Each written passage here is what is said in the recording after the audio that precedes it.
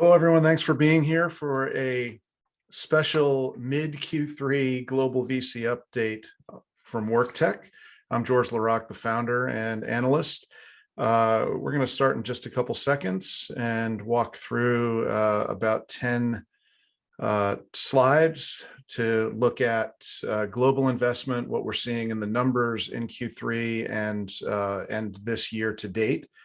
And look at the trends that we're seeing coming through the numbers.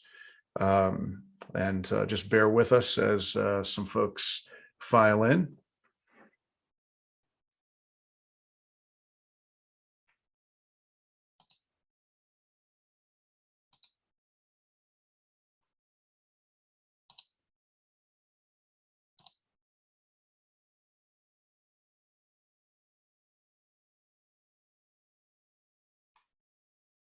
Okay, well, thanks for being on time, and we're going to go ahead and get started. This is a unique update. I don't normally do these before the quarter ends, but the pace and amount of funding rolling into the space has just been so significant this quarter.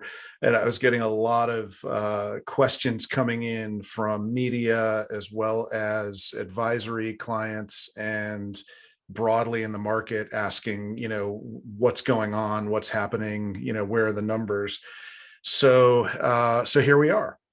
And let's go ahead and jump right in it. Before we get going, if you're not following WorkTech on Twitter, please do that at oneworktech.com. If you're on Twitter now and you're so inclined, feel free to put some of this information out with the WorkTech VC update hashtag.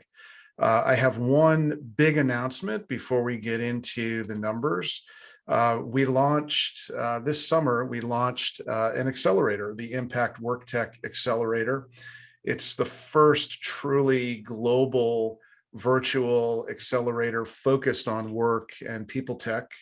We've invested a lot into the community back end here. We've got about 20 mentors that we're about to announce, and we'll be announcing our first cohort in early October. So there's still time for startups, and we're looking at anywhere from pre-seed through to A round.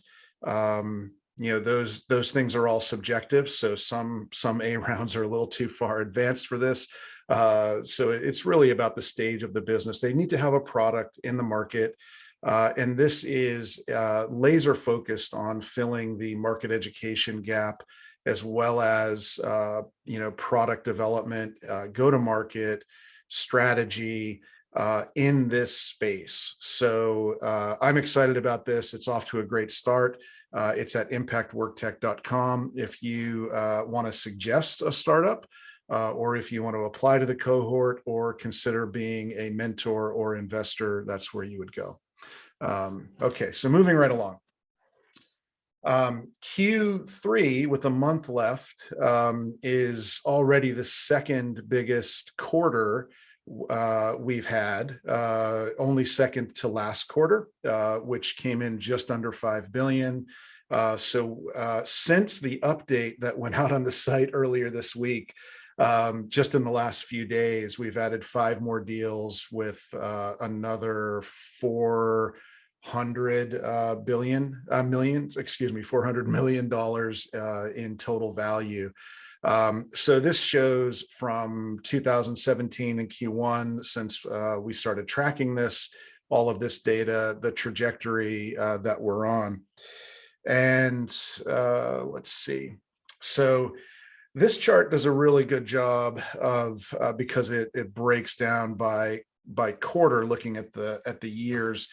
The year to date. So, we're already, last quarter, we surpassed any year, previously, since we've been tracking it. And we do look at public data and public sources for the 5 years previous. So when we do the quarterly update, we always take a look at that. So like the decade of results and how we're trending, but you really have a good view here to how this year is comparing to others and how each quarter is comparing. 260 deals this year. So why the volume? Why the total dollar amount? Why the deal volume as well? I think there are two perspectives here that we need to look at. The first, is about the climate, right? So three factors there. Money is cheap. Mercer put out a report last quarter or just at the end of the quarter previous. Dry powder meets low interest rates. So there's a lot of there are a lot of investors, not some traditional VCs, some non-traditional VCs, some independent investors sitting on cash and with access to cash. So the interest rates are low. There's a lot of deal making going on. This is happening. This is impacting the investment market, the VC market. It's also impacting mergers and acquisitions, right? We're seeing a healthy volume of both. At the same time, this is not a new category. We've had a decade of growth, as you saw the last 5 years. We've been on a tear in WorkTech and HR tech. And while COVID and societal issues have had a big impact on things, none of the trends that we're seeing are unique. So somebody said COVID's not a creator, and I've grabbed it and I've run with it. It certainly, things have been amplified, things have been accelerated is the term that everyone likes to use. But a couple of examples that I would give you, hybrid work, distributed work. In end of 2018, early 2019, I did a study with about 3,000 businesses that took part in the UK and the US. One of the big headlines out of that study was that distributed work is the future. 54% of those employers with 1,000 employees or more were supporting some type of hybrid work model, some type of alternative work model when it came to where and when individuals were working. Some in the 54% were very flexible, some not so flexible, but supporting some level of hybrid work. Now, what's happened as we look at what the pandemic has done, forcing a great acceleration of that and putting employees who can work in a remote or distributed fashion in a mode where they've reevaluated things, this has accelerated that trend. So just some perspective on this market being ready from a technology perspective to address some of these trends. Other issues like diversity and inclusion and pay equity, again, not new problems, but not necessarily related to COVID, but what was happening in the world shined a really bright light on these issues in the last couple of years. And these are areas where employee experience and mission-driven companies are looking for tools to accelerate their efforts to solve these problems within their enterprise. So these are sort of the climate. And then there's another big factor here that investors like and entrepreneurs like is when they're starting these businesses. It's a massive global opportunity. So we track the total addressable market across 9 countries, the US being the biggest. It's basically driven by our advisory clients. So, companies that are interested in knowing, how much of a market exists where. And we've been doing this for years, and it's vetted across buyers and sellers of the technology and vetted against other TAM work and SAM work, serviceable addressable market data that we see. So I think we're actually being conservative here, as the shift from HR tech to work tech really represents the shift from pure back office HR functions to into employee experience, into technology that is really the business of getting work done, is what I've been calling it for years. And that was very aspirational, 5 to 10 years ago. And I would frame it as this should be the business of getting work done. I think today it's beyond aspirational. It is happening, and it is, all of the trends that we'll talk about in a moment are being led by people leaders, HR leaders, talent leaders, who are really focused on playing that type of role, being in the business of getting work done. So huge market opportunity, and with what's happening in the world, it is we're attracting a lot of attention from traditional VCs, non-traditional VCs, private equity, independent investors, et cetera. So when we get to the quarter end, I provide a lot more color on this, but for 2021, year to date, this is how the categories are shaping up. 122 deals in HCM, about 5.8 billion. Talent management, which is where you're going to find learning and a lot of your upskilling and reskilling, 63 deals with 4.1 billion. Talent acquisition, 75 deals, 2.1 billion. All of these are huge numbers. I'm old enough to remember when 2.1 billion was a huge quarter. So a little perspective where things are, we're drinking from a fire hose when it comes to this. There's a huge volume right now, and we've been on a trajectory for about 2 years leading to this, but I don't think this is something that's going to be sustained long term. But I was proven wrong in the pandemic. I didn't think we would surge in the pandemic as we have.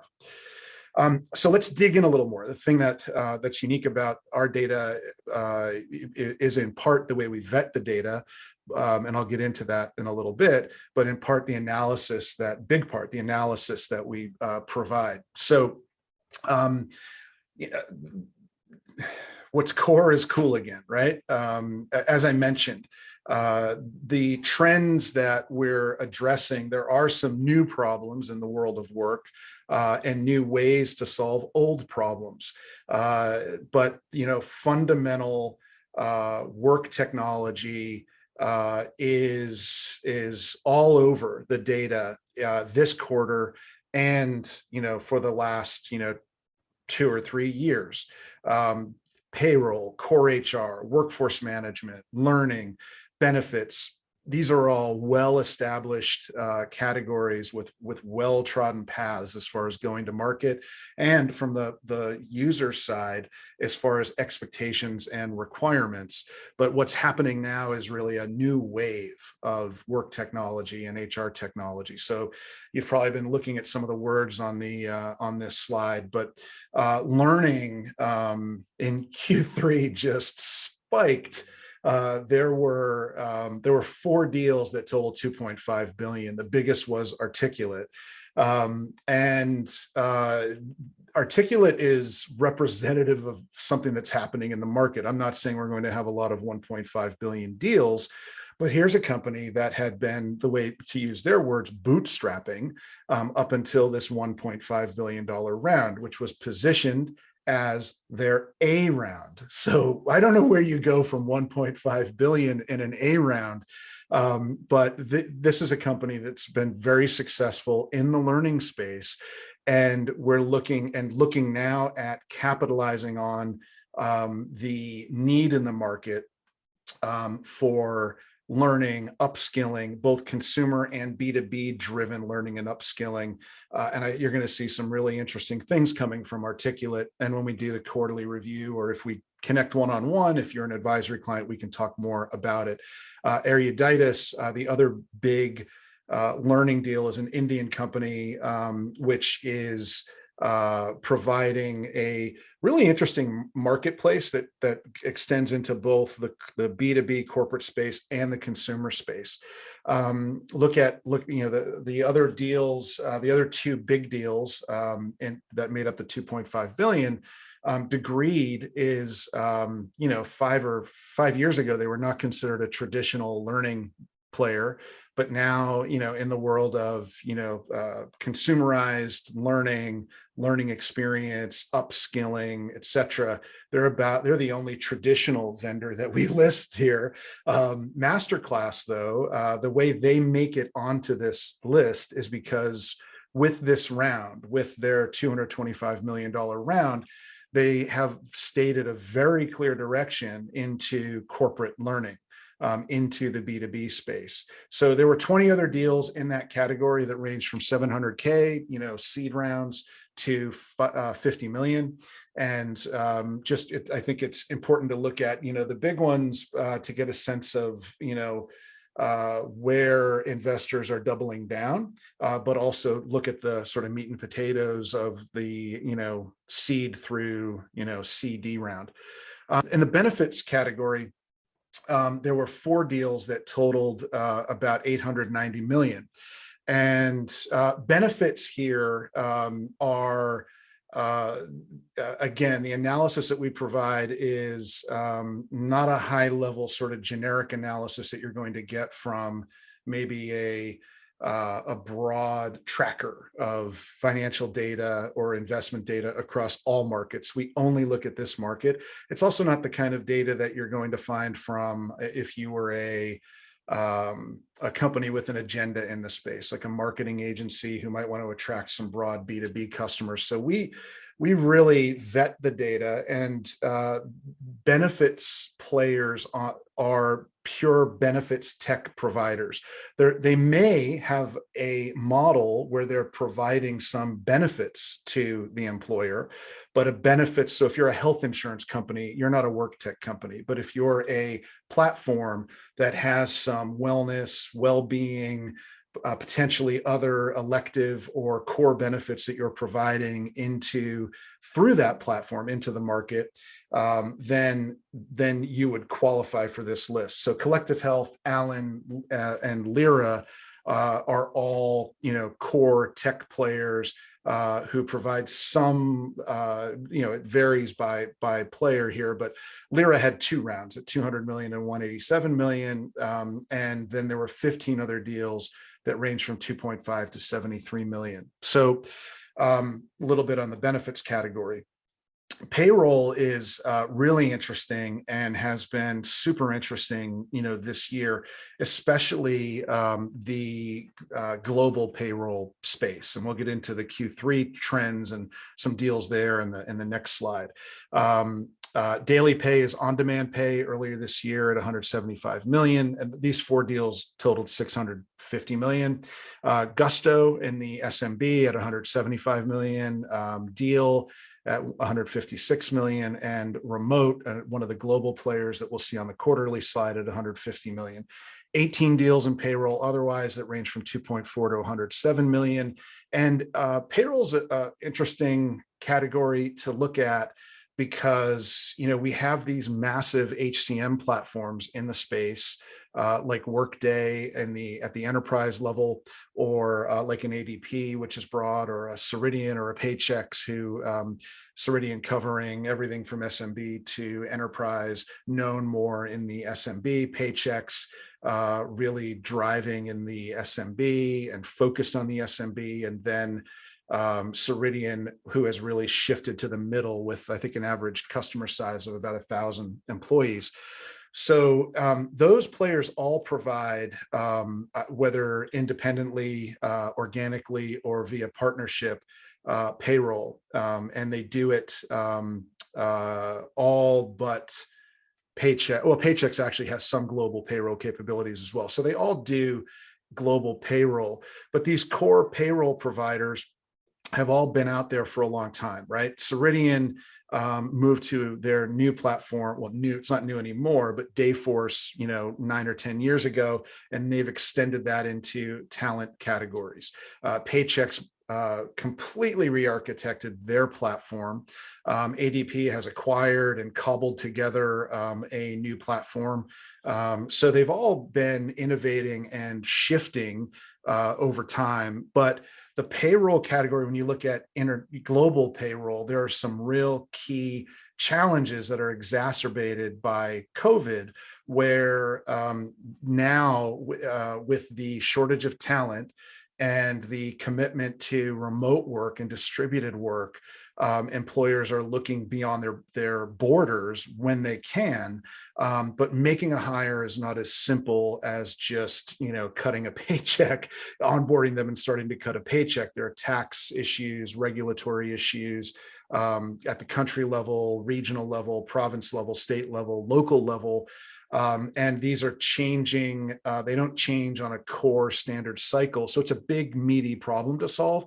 It's also some really valuable data if you're getting it right for the enterprise. So one of the deals that doesn't show up on this list, but was earlier in the year, is Amitis. And they're more of a pure tech play that would wrap around your HCM platform. I like what they're doing a lot.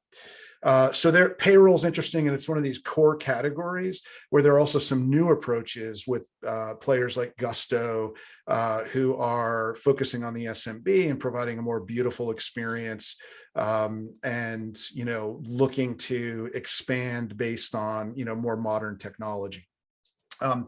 Job boards still makes the list as the fourth largest category. Historically, it is the largest category. And if I look back over the last 5 years, it remains the largest category. Took a hit during COVID as it's tied so closely to ad spend. And there was a good chunk of time there where I think investors, if they hit the brakes anywhere, it was around job boards.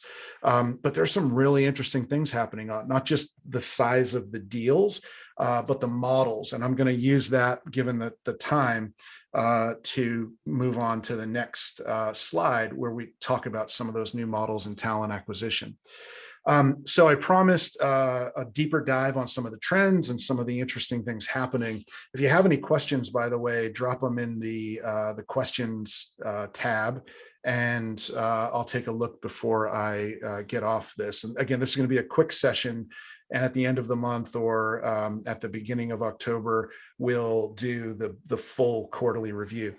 So if you're joining us late, that's why I'm talking so fast. So the trends that really jump out that are Q3 really put a fine point on these trends, whereas and we're starting to see some of these players that have went from ideation or idea stage to product in the pandemic and raised their first round or two.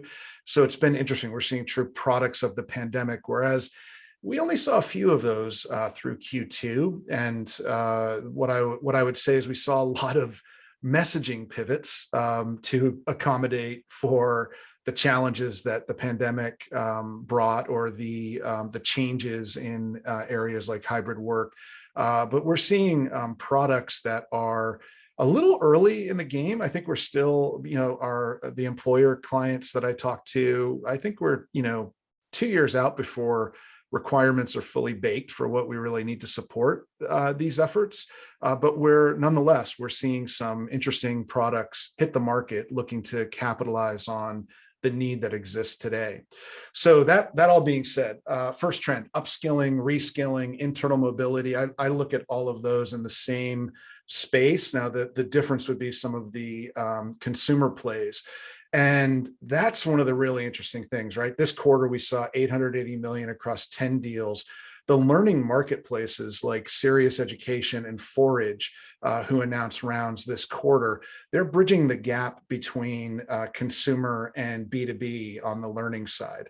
So the ability to provide learning as a benefit, the ability to fund learning that helps employees drive their skills forward. And then depending on which vendor, these aren't the only two vendors in that category, they just happened this quarter. Their deals happened this quarter. Depending, vendor to vendor, there may be a tie into talent management or career progression and so forth. There were a couple of other deals. I mentioned Articulate and Eruditus earlier. I went into them in greater depth, but those are, again, really big examples, big deals of players that are coming into the space who were either on the fringe or largely unknown, but known in their market or within verticals where they provide an awful lot of content and service. And now you can expect them to be coming to market with quite aggressively. I mean, Articulate with 1.5 billion, that could fund a heck of a lot of product and go to market. So what's really interesting to me, and I always get a lot of questions on this, new models in talent acquisition. And there's one trend that I've been watching a lot, and that is the sort of learning and talent acquisition hybrid play. So when I look at job boards, you should think differently about job boards and think of them as marketplaces. And Codebox, it's a small deal, but there are others out there like them, like the Make School and a few others. I've seen this from a true traditional university education perspective, and I've seen it from a skills perspective, like a Codebox. I've seen it in tech, I've seen it in nursing, I've seen it in sales, and I've seen it again at all levels. So here it's learning that creates a direct path to employers, whether it's for apprenticeships, internships, or full-time positions. And this is really interesting, because I think this is something that I think talent acquisition should look more like this. Employers, for example, that are supporting the Make School in the Bay Area, Facebook, Microsoft, Apple, think of the access they have and the kind of insight they have based on having an impact on curriculum, having visibility into students, bringing them along for internships. They're really investing in their talent pipeline. And this is not exclusive to big brands and full degreed programs. This is something that you can do locally and in all areas of the workforce. Again, I've seen it in myriad skill sets. So that's an interesting one. Looking at there's an interview going up later today with the CEO of Compa at WorkTech at oneworktech.com. Compa is in the talent acquisition category. It's focused on compensation. They call themselves the deal desk for talent acquisition. So if you think about employment offers and recruiters being on the front line, and the data that's needed and the perspective that's needed to put together both a competitive offer and a fair offer, fair externally and internally, so bridging into pay equity and so forth. It's a really interesting play. And that's something that we haven't really seen a lot of before in the TA space. Another thing to note in diversity and inclusion, we saw a little tiny uptick there. Every time I do one of these, I mention how disappointing it is that just 19 million when you look at the other numbers across 4 deals in the diversity and inclusion space. I'm not expecting, I wouldn't use that term, but I would say I'm hopeful that we see more investors, as we've seen more of a move on the investor side to create funds that are focused on sustainability and social good, tech for good, and societal issues. And with the ESG trend and the new requirements from the SEC for employers to report on their human capital metrics, I'm hoping to see more focused investment on diversity and inclusion. But I'd be lying if I didn't say I was disappointed with what I've seen the last couple of years. Moving on, we talked about payroll in the global space. Remote and Multiplier saw deals this quarter. Seeing some cool things happening in workforce management. Vera was the deal this quarter that was in that category. But there are some other plays in workforce management, bridging into contingent workforce, bridging into sort of the hybrid workforce versus the hybrid work work model. Really interesting there. And then some new plays on payroll. So Employment Heroes, a player in the automation space, and Zeal is providing an API for payroll. So they have end customers that would be an enterprise and end customers that would be a platform in the space. So interesting models there. I can't say whether I'm whether I see sustainability with those, but interesting nonetheless. New approaches at a long-term problem. We saw a uptick in tools that have been built to support hybrid work for early stage deals: Hubble, Spinach, Nooks, and I don't know if Seedy or Ciati. As I look at all of their messaging, and I've looked at what I could get access to from a product perspective, a lot of what I've seen and on some other products earlier this year where I've gone deeper, I'm not sure that these products are aligning with what the customers the buyers, the users that I work with are talking about. But they're early stage, and this is the point where iteration happens. So of course, wishing them well, and it's good to see products that are taking a new spin or new approach on these challenges. So those are the trends. Let's see. I want to talk a little bit about the data before I close out. So I mentioned how this data is differentiated. All of the details, everything that I just presented, is up to date as of this morning in our VC database. So there's a data access subscription that gives you access to 5 years of data.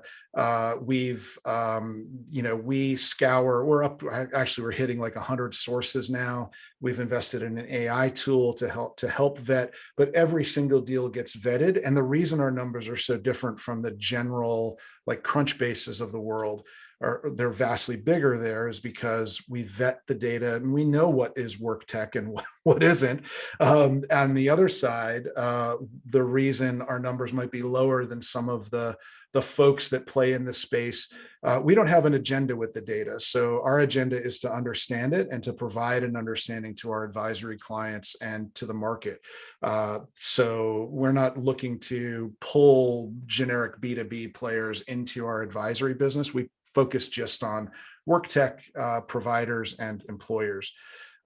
So that's all I have for you. Let's see, from a Q&A perspective, somebody's asking about the merger and acquisition activity and market consolidation. Will the market continue to consolidate with some bigger deals like the Paradox acquisition of Tradeify? So if you've heard me talk about M&A and market consolidation before, you won't be surprised by this answer. Vendors consolidate, but our market continues to grow. So the CEO, I believe it was the CEO of Box, Butterworth, I believe is his name. He had a great, when I saw the clip of him talking about this, it really resonated with me. And the way I feel the same way he does about it, which is, you look at a market share pie, and there are usually 3 players who own about 35% of the market. You get to 10% of the market, you're a market leader, you're a market share leader. But there are so many thin slices in the space, and our space is no different in every one of our categories in our space. And when we look at the market leaders, so look at Workday, they didn't exist 20 years ago. They displaced PeopleSoft as sort of the HR player, and they do more than just HR, but they displaced PeopleSoft. They won't be the player for forever, and it will probably be a threat coming from a new slice of the pie. So every time there's an acquisition, a bunch of startups rush in, and right now you can really see that volume. And I believe we're in another wave of HR tech, of work tech, at the beginning of it right now.